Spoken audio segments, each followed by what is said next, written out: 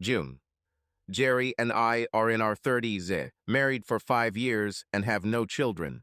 We dated briefly in college, and after graduation we both got jobs at a large company called Securitech, where we continued dating. I really enjoyed my years of dating and the variety of sexual experiences that dating gave me. When I finally had sex with Jerry, he was different from the others. Damn it, but the man is perfect. I don't know what happened to us after that. It seems to me that I was ready for a serious relationship with him, but he did not ask me to meet. And when he finally did this, I had already agreed with someone else and was forced to refuse him. A few days later, he left Securitech and started his own business. After that, we only saw each other occasionally, when he would drop by the Friday bar where Securitech employees gathered.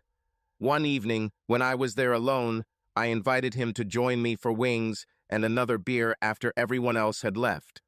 I asked him how he was doing and if he missed working at Securitech, and was surprised and delighted when he said that the only thing he missed was seeing me every day. Hell, I missed him too, and although I don't remember everything, we somehow ended up together after that and later, despite my desire to avoid long-term commitments and enjoy everything the world had to offer. I realized that I loved Jerry and wanted to be with him. And when, after some hints, he proposed to me, we got married. We became friends with Ralph and Mary, our housemates. They moved into our neighborhood just a month after us, and although they were 7 or 8 years older than us, we quickly became friends. We were able to buy this house because Jerry's business was very successful, and we are now quite wealthy. Mary and her sister received an inheritance from their mother, but before the inheritance was finalized, the sister died and her husband insisted that Mary receive the entire inheritance. This money allowed them to afford to live here too. We shared property lines, cleaning services, and many common interests, and the age difference didn't seem significant.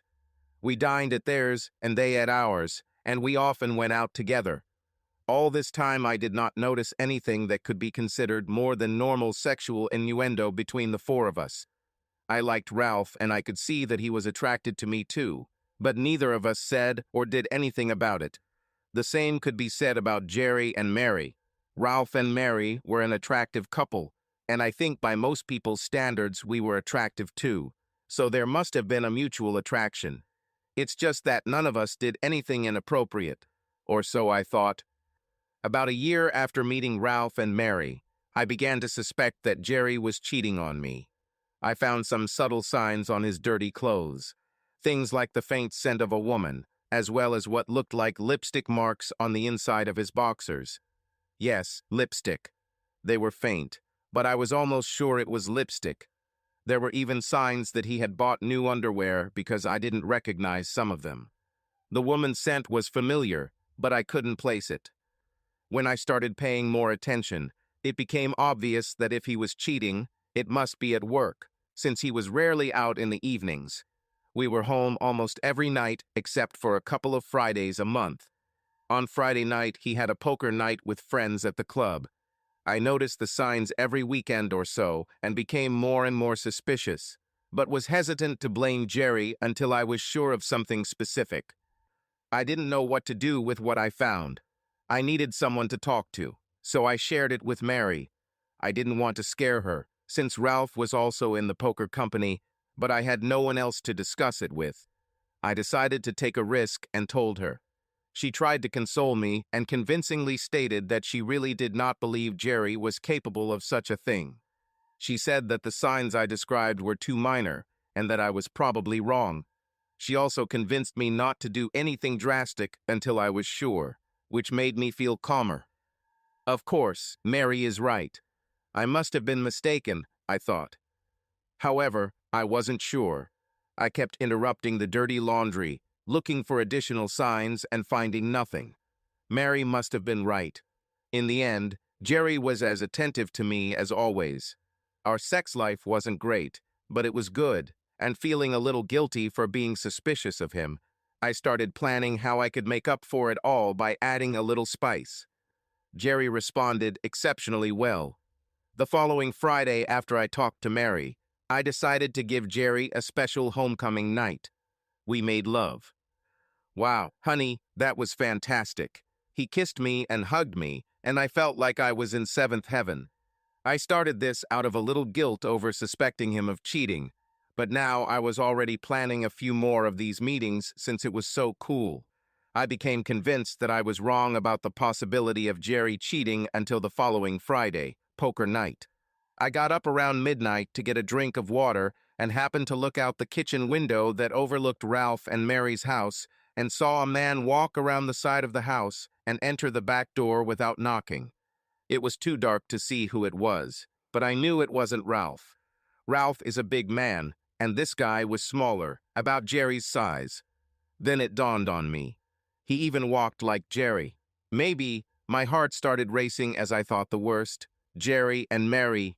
Then it occurred to me why the feminine smell on underwear was familiar. It was the same scent as Mary's. I watched the house until the light in the living room went out, and soon the light in the guest bedroom came on.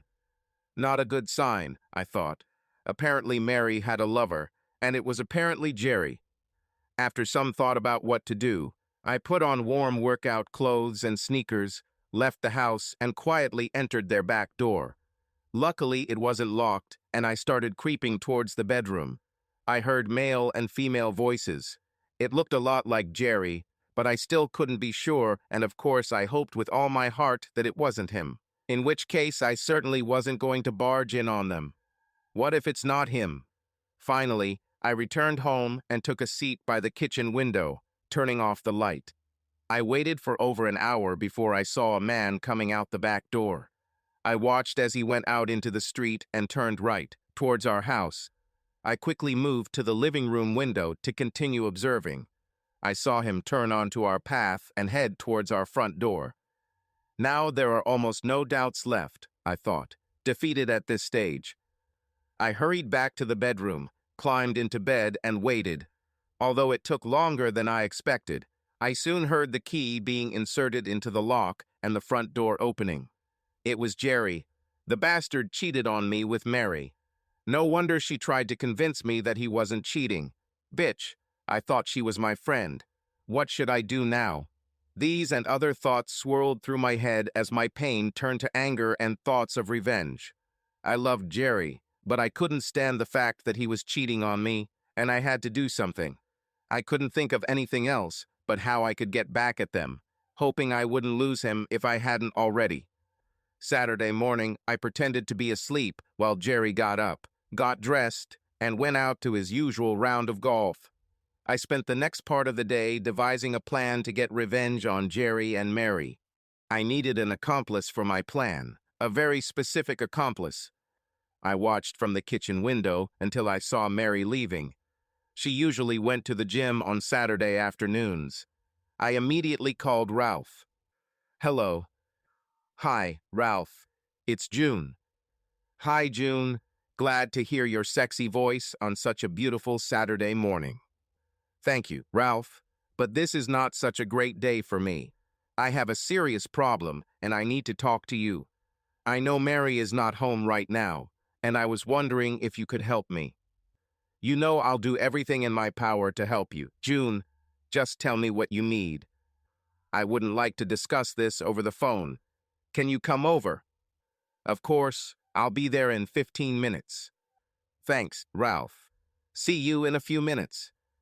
When Ralph arrived, I let him in and asked him to sit down while I prepared the drinks. Only soda, he said. I wanted something stronger, but I also chose soda.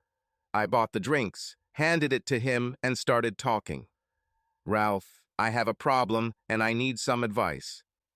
Of course, I'll be happy to help if I can. It all sounds quite mysterious. It is very difficult for me to discuss, but since you are one of our best friends, I hope that you can give me some good advice. Speak. Tell me everything. With a slight pause, I began. I think Jerry is having an affair. Actually, I don't just think, I know. What? Are you sure? Yes. I just can't believe it. You seem so happy together. I have to say, June, he would be the last person I would think of to cheat on his wife. After all, You're not only one of the most beautiful and the sexy women I know, you are also a very nice person.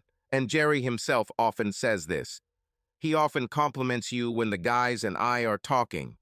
Jerry must be a real idiot if he really does that. Thank you, Ralph.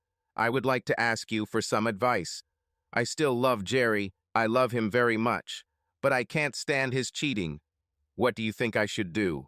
I mean, if you were in my place and found out that Mary was cheating, what would you do? Ralph's expression looked like he'd been caught with his hand in the cookie jar, but he recovered quickly, although I wasn't sure what I saw. Damn, that's a tough question. I admire the way you stick with Jerry.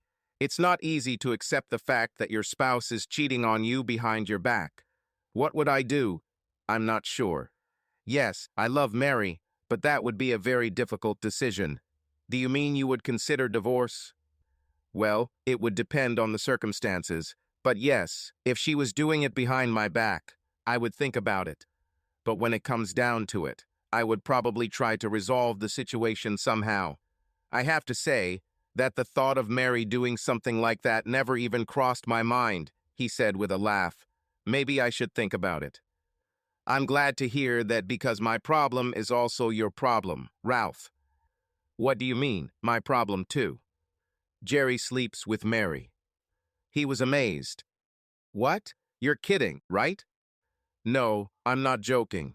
I wish I was joking, but unfortunately, I saw, or better yet, heard them last night. They didn't see me, but I heard everything. When I saw him leaving your house, I waited a while and soon Jerry came through the front door. Damn, June, are you sure about this? I know Mary loves him. She said it often, but I don't know if she could have done it behind my back. Damn, Jerry and I were together last night, though he left before me. Shock and perhaps fear flashed across his face. I think Jerry left the poker game earlier and went to your house. He seems to be doing this a couple of Fridays a month for a while now. I found a foreign scent on his underwear and even traces of lipstick. And it's Mary's scent, Ralph. I'm sure of it. I continued. His expression changed from shock to anger. That bastard. He's actually been gone before lately, a few times, now that I think about it. And if you'll pardon the expression, Mary does have that obsession with lipstick. And this morning at breakfast, Mary seemed different, nervous in some way. That's the reason. That bastard said he wanted to go home to his sexy wife. So he was with my wife. Yeah, he lost his temper. I'll kill this bastard. Wait a minute, Ralph. I have a proposal for you. I want to get revenge on both of them and teach them a lesson at the same time. If you agree, we could have some fun and get revenge at the same time.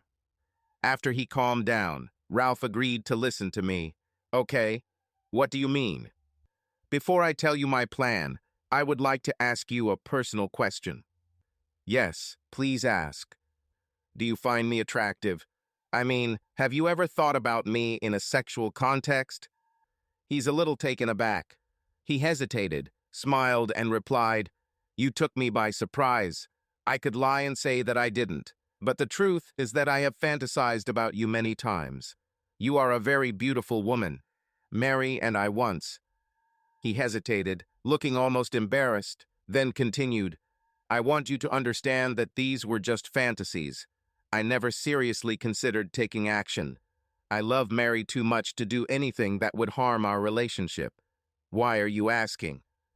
I wanted to ask what he started talking about Mary, but decided not to spoil the atmosphere and said, I had similar thoughts about you. You are a very sexy man. I think almost everyone fantasizes about other attractive people. It's forbidden fruit syndrome. I'm very flattered, June. I had no idea. Now that I knew Ralph was attracted to me, I laid out my plan to him. He was inspired and was confident that we could accomplish this. We discussed all the details for the next hour. He left with a big smile on his face. I have to admit that I had a smile too. Even though I was upset about what Jerry and Mary had done, my plan with Ralph worried me. I gathered all the necessary materials and waited for Jerry to return from golfing. Jerry returned home, took a shower, and we had dinner. After dinner, he dozed off in his rocking chair as usual. Soon Jerry woke up, and I got his attention. I said I wanted to try something new and blindfolded Jerry. Then she sat him on a chair in the bedroom and tied his hands and feet. Jerry asked if I tied him too tight. I told him that everything was fine and that I was planning to give him an unusual performance. I left him tied up and called Ralph.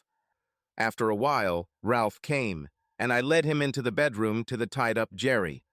After removing Jerry's blindfold, I explained that I had found out about his affair with Mary. I decided to take revenge in the same way to have sex with Ralph in front of Jerry. Jerry denied cheating and begged him not to do it, but we were adamant. I told him I loved him and that I hoped we could get through this ordeal. I left him tied up so he could think about how to make amends.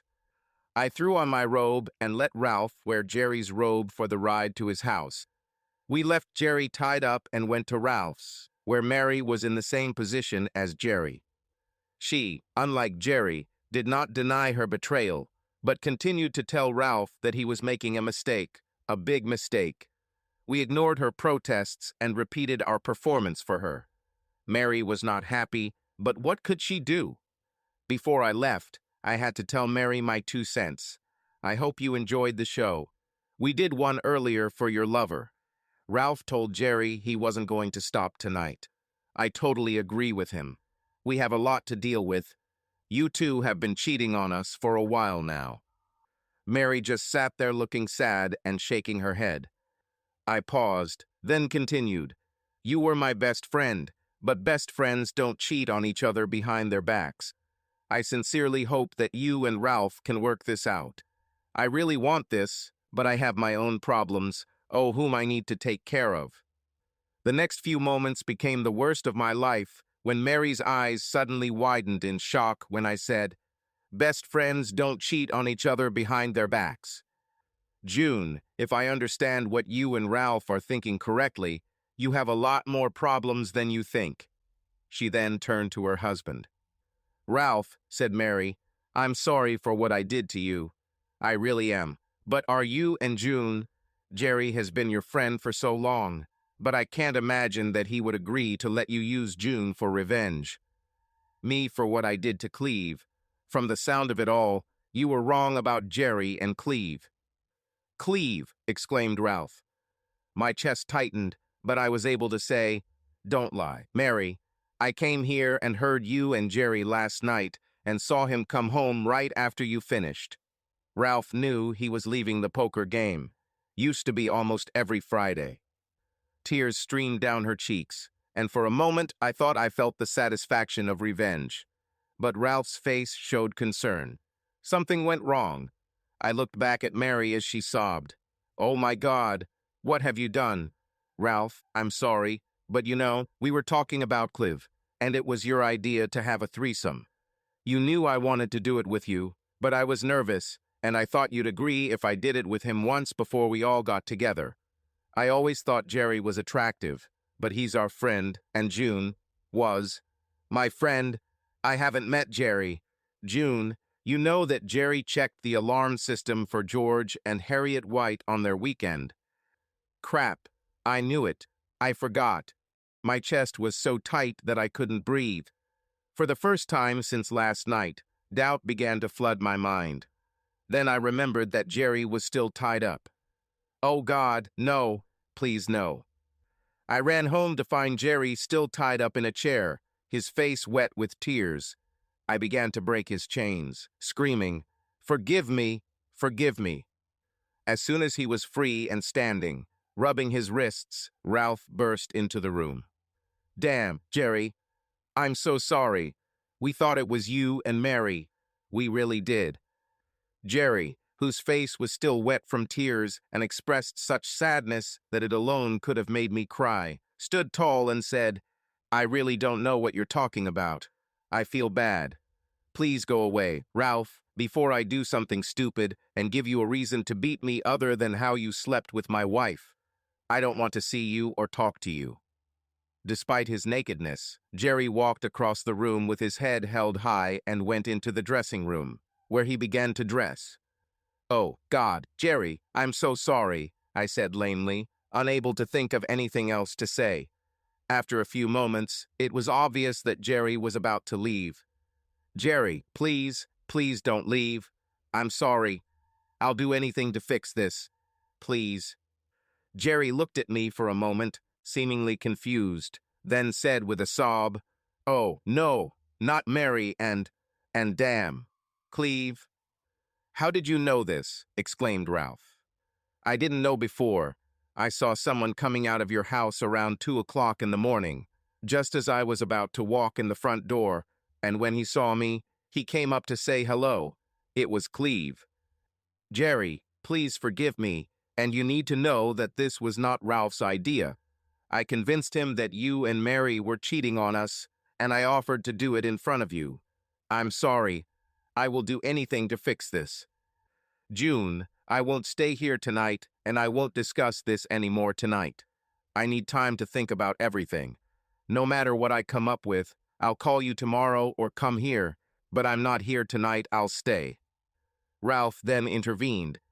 "Jerry, I'm not without sin either. I swear, when I heard what June said, just like she did, I believed that you and my wife were cheating on us, and I was angry and hurt. My guilt doesn't end there. Ever since Mary's sister Annie died, Cleve and I remained close. You know, he didn't even take Annie's share of her parents' inheritance. Over time, I suggested that many consider the possibility with Cleve and me." Then he lowered his head, as if ashamed, and continued, apparently addressing both of us. "We love each other very much. We both love Cleve, and it would seem very exciting, but from what I understand, Mary was nervous to begin with. June, now you know that they met last night, not so much behind my back, but rather to better prepare for my fantasy. Because of some other things, you come home right after Mary sees someone. Cleve, leaving my house. You are late on Fridays because of poker, and you forget that. Checking the alarm for your clients, and I realized there was some suspicious stuff in the laundry basket. We thought it was you and Mary. I did a terrible thing, Jerry, and I can't say how sorry I am." "Fuck off," Jerry snapped, then turned to leave. As he was leaving, he turned around and said, "Think about it, Ralph. There's no reason to go. You can stay and be with her all night, but I don't need to be a spectator." With these words, he went out to the garage, got into the car, and drove away. It hurt, but I deserved it. Moments after Jerry left, Mary entered the house. What a change from earlier when Ralph and I put on a show for her, and she put up with it, thinking it was Ralph's revenge for her time with their brother-in-law Cleve, a situation he clearly encouraged. Her anger was so visible that I recoiled from it. A real contrast from before when I was in control. "Ralph, you just ruined one of the best men we know. Of all the men this could happen to me, you should have known he would be the last." She said this angrily. She then shouted, "My first choice, to be honest, but the last one to actually be there." Then she calmed down a little and turned to me.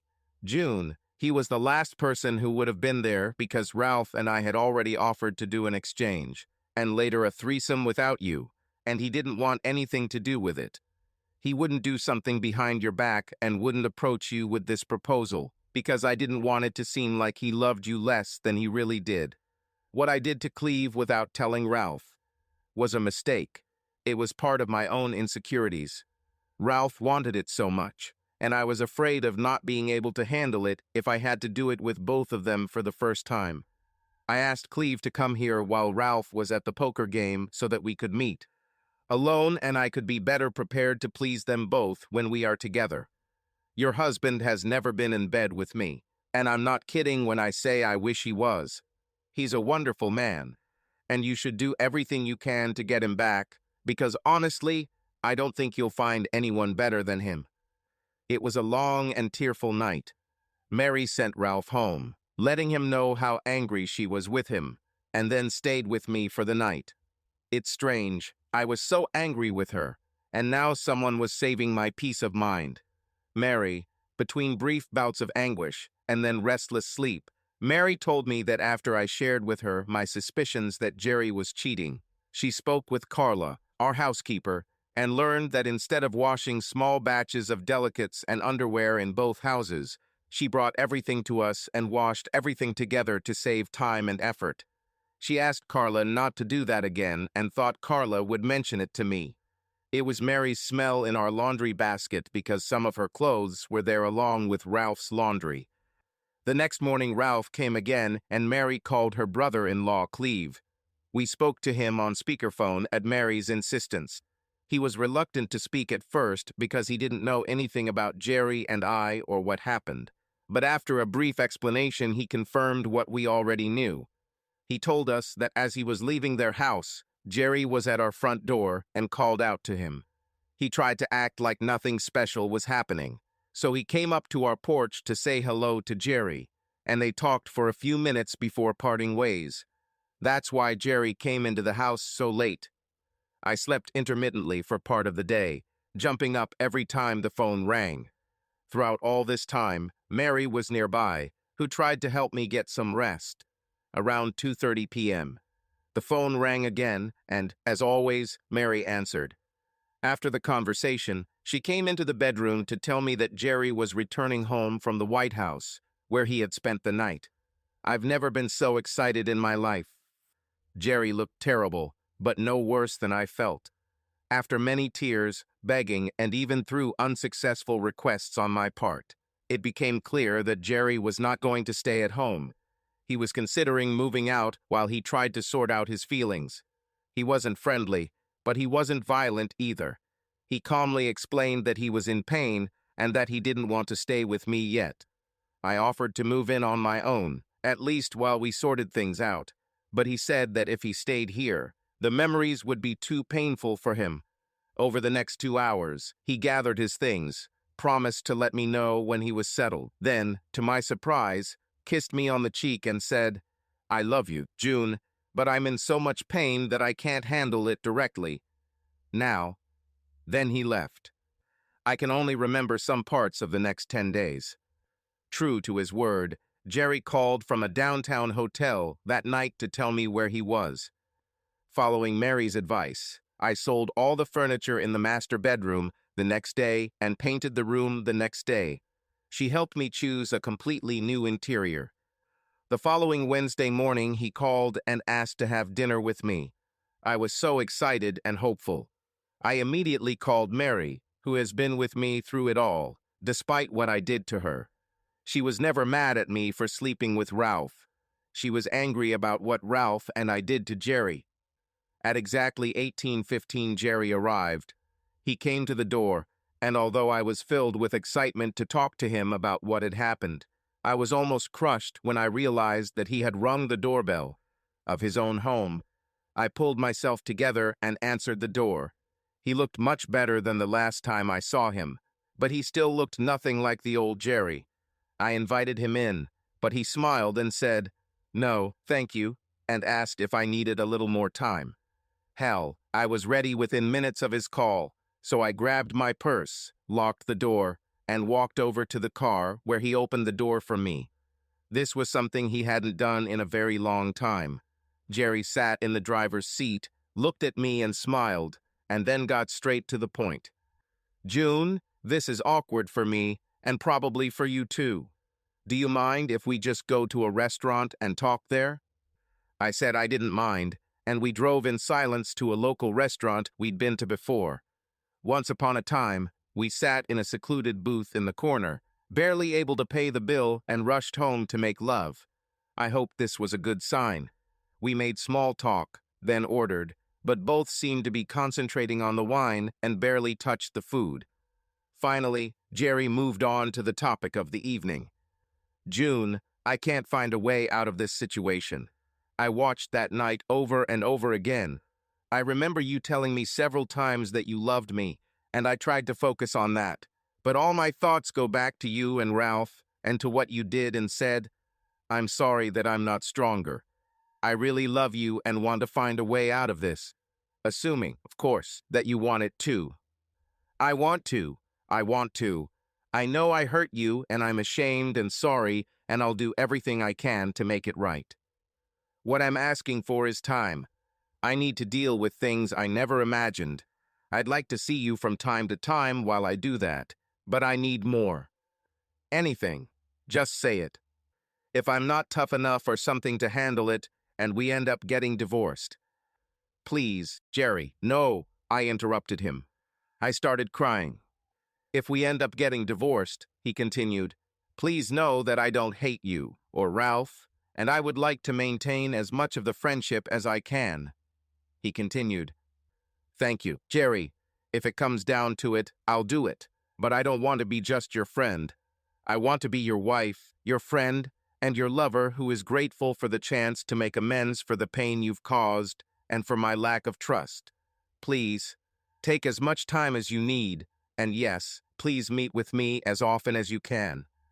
Jerry looked better as we talked, and I began to feel encouraged. We had wonderful times when we were dating.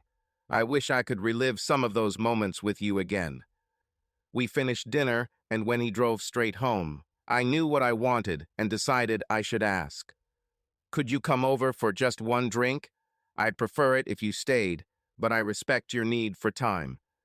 Jerry smiled and accepted the invitation. As soon as we walked in, I asked him to pour the drinks while I changed.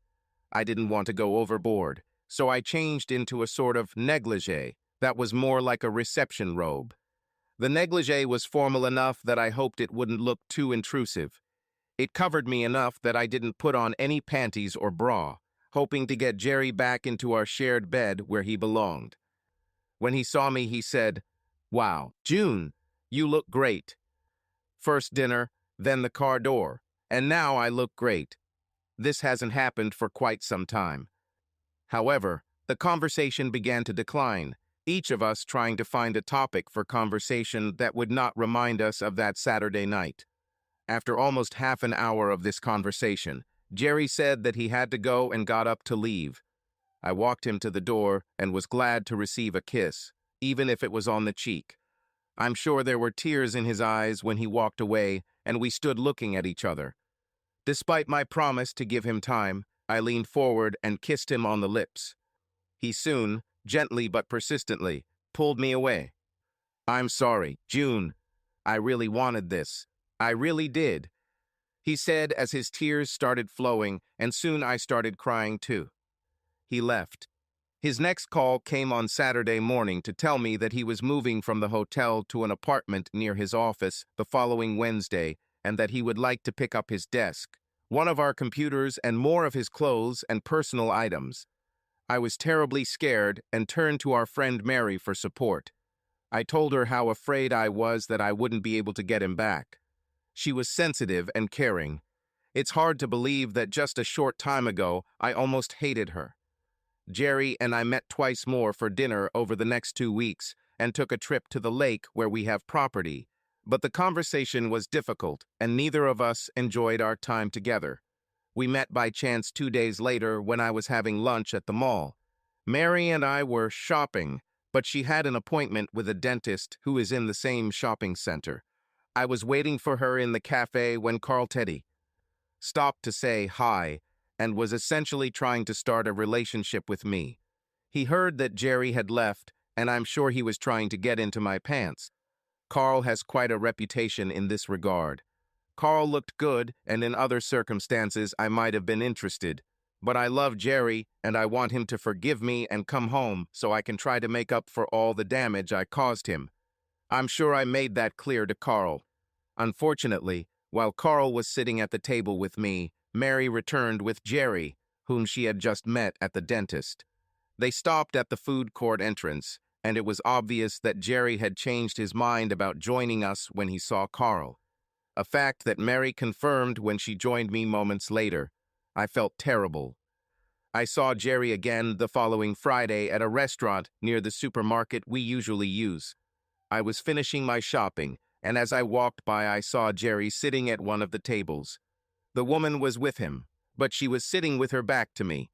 At first I felt the urge to run and hide, but that's what Jerry did when he saw Carl and me, and he came to the wrong conclusions.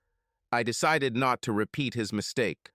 I took a deep breath and walked in, waving to Jerry as I approached the table, and was overjoyed to see his cousin Ruth stand up to hug me and say, "Hi."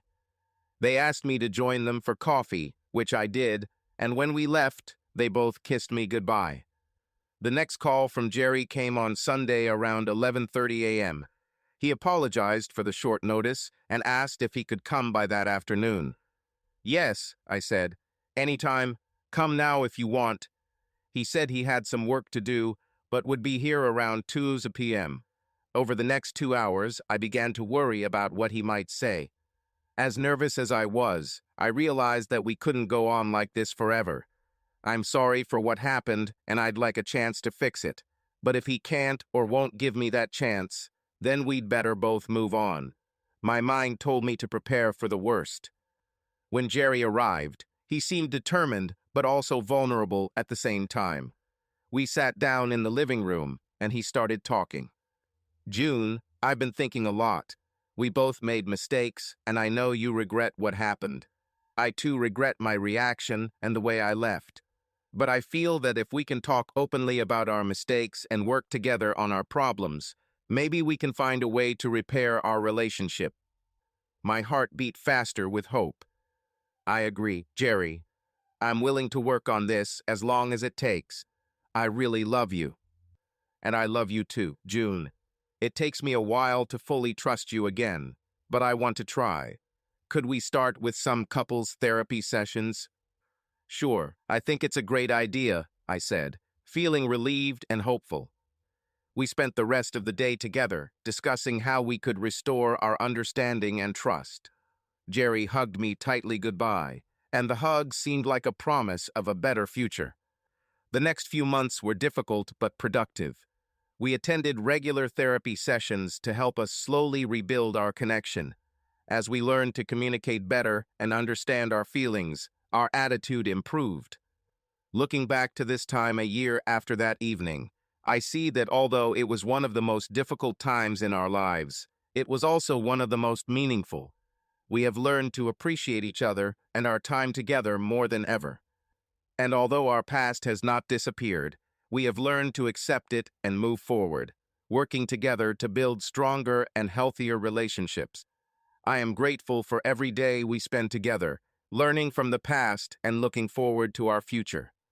Ralph and I play poker at our club twice a month, but I have clients who are also friends and whose contracts were the beginning of my success with my own company. They own a jewelry business and have a home alarm system because they often have valuable items in their home. They travel periodically, and to make them feel at ease, I check their system while they are away. Unfortunately, this means that sometimes I have to leave poker early, but it was their contract that started my success, and they are great people, so I do it. One Friday night, I left poker early, checked their house, and found that the system showed open. I looked around and eventually found an open window, but there was no sign of forced entry, so I closed it, reset the alarm, and drove home. As soon as I arrived home, I saw a man coming out of Ralph and Mary's house, and since he was too short to be Ralph, I became suspicious and began to go over to check. He waved to me and came to my doorstep. It was Cleve, their son-in-law. His wife died some time ago. She was Mary's sister. Cleve and I talked for a few minutes, and then he left, and I went into the house where I found June sleeping. It was disappointing when she rejected me when I pressed myself to her. A week earlier, she had given me an unexpectedly passionate night, and I was hoping for a repeat. I was quite ready for this. We'd had a pretty good sex life before, but I seemed to be expecting something more, and the next day when I returned from golf, June was up for it too. She was dressed sexy and was described as interested in some games. This seemed like a continuation of last Friday night, so I took off my clothes and let her tie me up by the chair and, as she said, play with me, expecting me to tie her up and do the same. June looked so beautiful and sexy, and I felt like I had died and gone to heaven. Before the evening was over, I found myself living. But I was in hell. Once she had me securely tied up, she brought our neighbor Ralph into our bedroom, and as payback for the alleged affair they alleged between Mary and me, my wife June had sex with Ralph. She claimed I was with Mary last night, but I was at the Whites and remembered too late that I had to reset their alarm and the computer clearly recorded that I was there because I had to use my own code. They claimed that my clothes smelled like Mary's perfume, and that her lipstick was on my underwear, and even that I had new underwear that I wore just for her. I knew it wasn't true, but they didn't listen. I became desperate, that he hoped it was all a dream, and that I would wake up and everything would be okay, or that it was a joke and Mary would show up soon. But this did not happen, and despite my protests, June called me a liar and announced that she would have sex with Ralph and perhaps even other men. They then left me tied up, apparently to repeat the process in front of Mary. It occurred to me that my marriage was over. They disappeared for a long time, and through the heartache I realized that this would be really bad. I loved June with all my heart. I was looking for a way to deal with it, and all I could think about was revenge. But somewhere at the bottom of my soul, I remembered my mom's words that when your heart is broken like this, in time you will get better, and that's what you will remember most. It's not the pain, but how you dealt with it. You will either be ashamed of how badly you did, or you will find comfort in maintaining your dignity despite the pain. I decided to behave with dignity. Although I was angry and hurt by what they had done, I decided that there was no way I would rush into plans for revenge or say or do anything to humiliate myself further than they already had. I was shocked when I heard June burst into our house screaming, "I'm sorry," again and again. When she reached the bedroom, she broke the ropes, continuing to apologize as she did so. Ralph followed her in, also apologizing. Out of breath, she told me everything she saw and heard, which convinced her of my betrayal. She was hysterical and crying, and it was difficult to understand what she was saying. But it was clear that I had a vision in my mind of her having sex with Ralph, and I could still hear her telling me how great he was doing. Then something clicked. June overheard Mary having sex with someone she thought was me in their house. "Cleve," I said out loud. Ralph was surprised that I knew, but it was Cleve, who had been out late that night, and who came to talk to me from their house. I wanted to cry, but not in front of these people. I wanted to maintain my dignity, so I told June as calmly as possible that I wouldn't stay and that I would call. Before I left, I lost some of my composure and told Ralph, "Fuck off," and that he didn't have to leave since I was leaving and he could continue, but without me as a spectator. As soon as I was out of sight, the sobbing and tears started, but at least it wasn't in front of them. I had no place to go, so I just drove for a while until I realized that I was near the Whites' house, and they were away. I went in and took a nap on their couch. The next day I called and said that I would come by to pick up my things. The 2 hours I spent there were almost as much hell as the previous night. But I remained true to my promise to behave with dignity and even kissed June on the cheek as I left. I checked into the hotel and spent many hours reviewing what happened in my head. Trying to be thorough, I wrote down what I knew. June kept saying she loved me even when she was having sex with Ralph.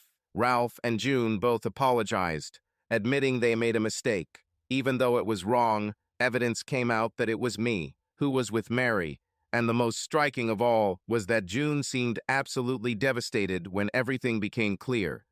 At the bottom of the sheet, I casually wrote, "I love June."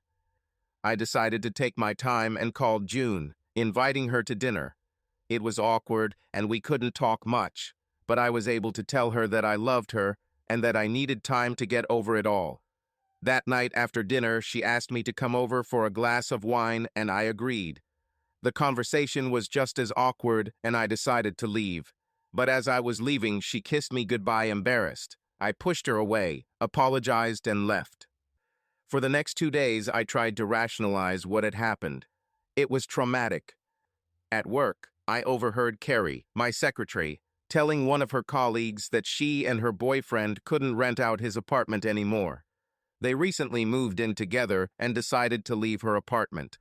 I called her to my office, and an hour later I was looking around a very nice, almost fully furnished apartment not far from work, or at least from what used to be my home. I called June to tell her the news and was surprised how upset she was. It became obvious that she wanted to fix the situation, and now I was the problem. I really was a problem, but we'd rather start living separately than June be saddled with an emotional disability who couldn't have sex anymore. No matter how hard I tried, I really couldn't hate her or Ralph.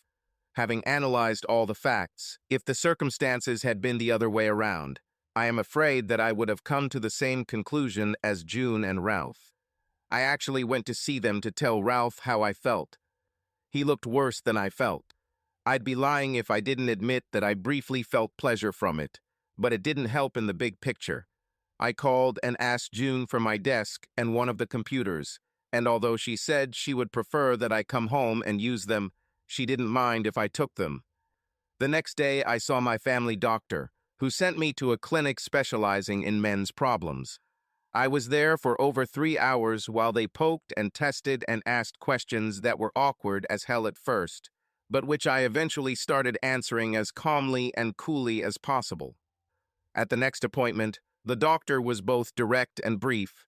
Forgive me for the apparent rudeness of my answer, but there are no organic reasons that you cannot have sex. Everything is fine with the equipment. To continue the analogy, you just need some reprogramming. There was an injury and you need her to recover, but it should just take time and continued attempts. Occasional failures are normal even when there is no injury. Back in the apartment, I thought about this. Keep trying, of course, of course. All I want is to end up with June and be left inactive again, especially after she was so impressed with Ralph. Later that week, I was at the dentist when I saw Mary. She came over and hugged me warmly, and it felt nice. I realized that I really cared about her, but I would never do anything inappropriate. And when I felt something from her hug, I was confused. I wasn't sure, but she seemed to have a flirtatious smile on her face, and it occurred to me for a moment that I might be exposed after all. She, however, seemed really happy to see me and wanted me to go with her to the food court, since June was waiting for her there. However, all hopes were dashed as June seemed to be in deep conversation with Carl Teddy. Carl was known to be a ladies' man, and I would have thought he wasn't her type, but they found themselves deep in conversation. I have an internal debate. I felt like I should come over and say hello, but I also realized that things might not work out between me and June, and it would be wrong to in any way interfere with her attempts to move on with her life. I believe that the appearance of an estranged husband when you are talking to another man can harm your chances with that man. For the sake of what might be in June's best interests, I decided to decline. Mary was worried and tried to convince me otherwise. Then she even got a little angry, but I insisted and left. We had one pleasant meeting that was not planned. I was having lunch with my cousin Ruth when June walked in and waved to us. We asked her to join, and she did. This was the first time since that night that I felt completely comfortable talking to June. Ruth was the reason for this. Ruth was more like a sister and friend to me than a cousin, and I told her everything on the condition that she not tell our family anything yet. If June and I can get our life together, some members of my family may have a hard time forgiving her. It's best to leave them alone for now, at least for now. Ruth talked about her children and husband Johnny. She made it clear to June that she knew we were going through a difficult time and said she hoped we could work things out. I could see that June felt comfortable with Ruth.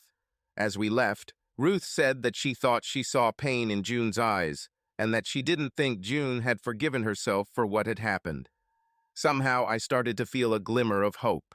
Very few people know my cell number, so I expected it to be Carrie when it rang Saturday afternoon, or I briefly hoped June, but I was surprised to hear both Ralph and Mary on the line. They spoke on speakerphone and together asked me to join them for dinner. They assumed, correctly, that I was not yet ready to return to the old neighborhood, so I was to join them at a fancy steakhouse near my office. Mary and Ralph were a big part of my life, and I needed something to fill the huge void that June left, so I accepted their invitation.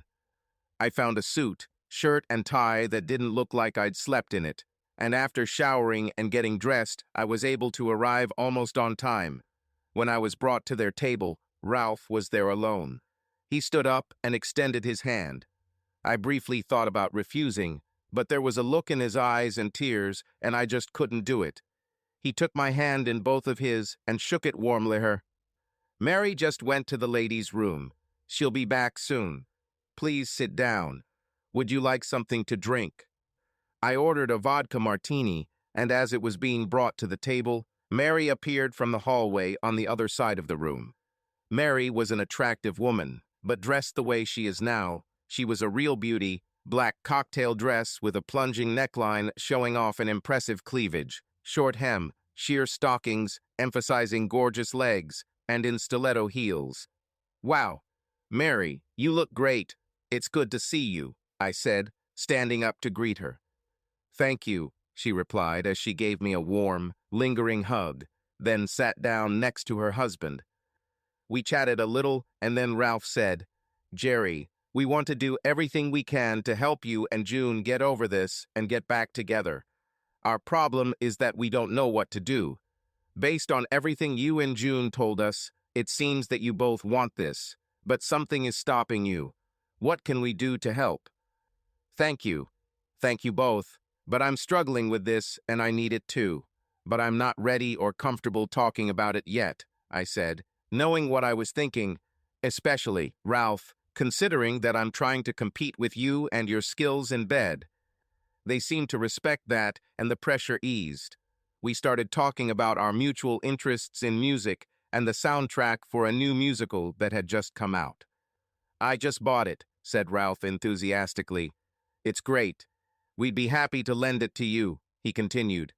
The conversation continued on safe topics, and I began to feel more comfortable with them.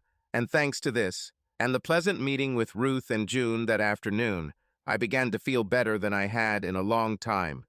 It felt weird sitting here with Ralph, who had been one of my tormentors not too long ago. Further proof that I was a problem. After 8:30, Ralph said that he had calls to make to the West Coast and that they would need to go. I admit I was offended, but I didn't want to say it. I thanked them sincerely for inviting me to dinner, thanked them again when they repeated yours and offered to do whatever I could to help, then shook hands with Ralph, this time with much more sincerity on my part. I enjoyed it for a long time and received a warm hug from Mary. At that moment, I almost wished there was something between us. She looked great. Her smile as she said goodbye hinted that I had been exposed again. Back at my apartment, I undressed, put on a sweatshirt and sweatpants and nothing else.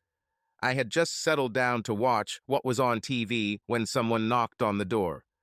It was Mary, if that was even possible, looking even sexier than she had at dinner. Hello again. Ralph thought you were still awake and sent me here with this. She held up a CD of the musical we were talking about. She handed it to me as she passed by, took off her shoes, and headed into the living room. I decided to put on the CD, and when I did, I asked if she wanted a drink. Yes, please. I'll take one of those if you can handle it, she said, pointing to my martini. I made her a drink while we listened to music.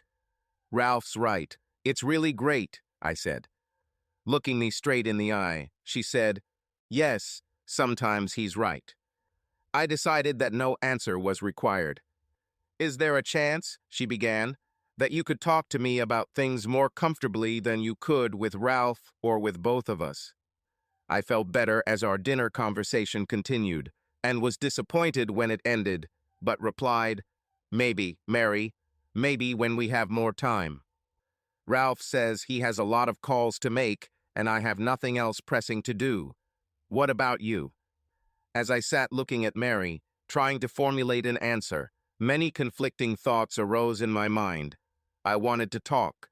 The conversation earlier made me feel better. The thought of talking to Mary how wonderful she looked at that moment was nice. I didn't want her or them to feel sorry for me. Mary was dressed the same as she was for dinner, and perhaps I just hadn't noticed before, but she definitely wasn't wearing a bra now. I'm sure the top 2 buttons on the front of her dress were buttoned at dinner. Now they were unbuttoned. It was starting to look like a design. Did I care? With a straight face and at least initially good intentions, I said, thanks, Mary, I'd like to talk. Are you sure this is okay? She smiled. Everything is fine. It took me a while to get started, but with the help of a martini and Mary's caring and compassionate gaze, I began to lay out all my fears. I couldn't understand how June could have sex with Ralph while saying she loved me and not Ralph. If she enjoyed sex with Ralph so much, could she ever really be satisfied with me? And after 2 extra martinis, the clincher, I still couldn't lift it. So why all the fuss? I tried not to let myself get completely embarrassed and start crying. Apparently Mary noticed because she moved to the couch and hugged me. It was nice. We made love. The dreams must have been pleasant, unlike most of the dreams in recent weeks. We need to talk. Mary's beautiful face smiled at me, and she said with obvious sincerity, "You love me, don't you?" My look of shock gave me away before I began to literally stutter. "Mary, I think." She laughed so beautifully that I had to laugh too. "You don't love me at all. You love June, don't you?" I nodded. "You just had sex with me, but you know you love June. Are you sure you can't accept that June could have sex with Ralph and still love you?" She got ahead of me. I struggled for words to express the difference, but she beat me to it. They shouldn't have done what they did, and it was terrible for June to let you think that Ralph was better or at least as good as you. But it was a mistake, a terrible mistake, and perhaps the most important thing about making a mistake with someone you love, it's forgiveness. You've already forgiven her. It will take her a long time to forgive herself. I could only look at this wonderful friend who was helping me do what I needed to do. Overcome yourself. I need to ask you something. Please ask. Is there anything about what I did last night or what happened that would make you think I was faking it? Either you're the best actress I've ever known or you weren't faking it, I said, trying not to sound boastful.